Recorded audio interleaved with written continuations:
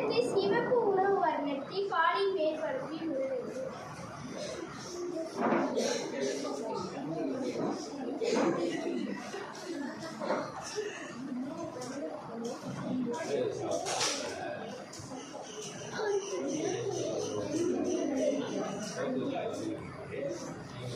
இப்பொழுது மஞ்சள் உணவு வர்ணத்தை பாலின் மேற்பரப்பில் உள்ளது.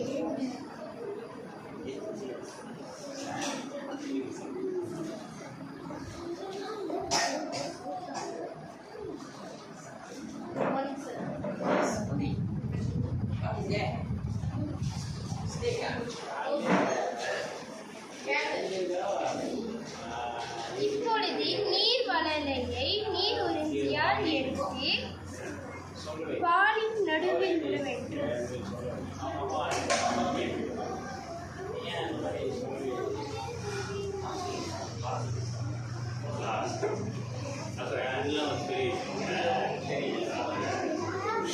இப்பொழுது 4 வர்ணங்களும் ஒன்றோ கலக்கிறது பாலில்.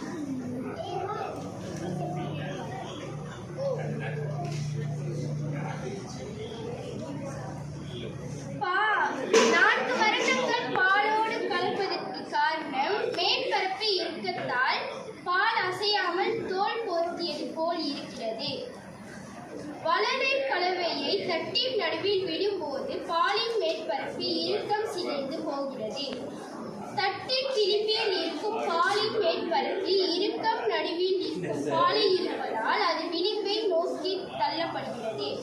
அப்படி வரும்போது நிறங்களையும் அது சேர்த்து இழுத்து வருகிறது. சோப்பு கலவை பாலின் மீது செயல்படும் வரை நிறங்கள் சுழன்று கொண்டே இருக்கும்.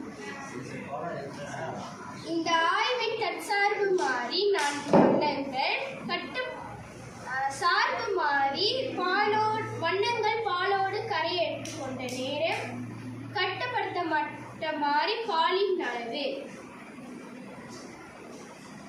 இந்த ஆய்வின் நோக்கம் 4 வண்ணங்களும் பாலோடு சேர்ந்து கரை எடுத்துக்கொண்ட நேரத்திற்கும் உள்ள தொடர்பை ஆராய.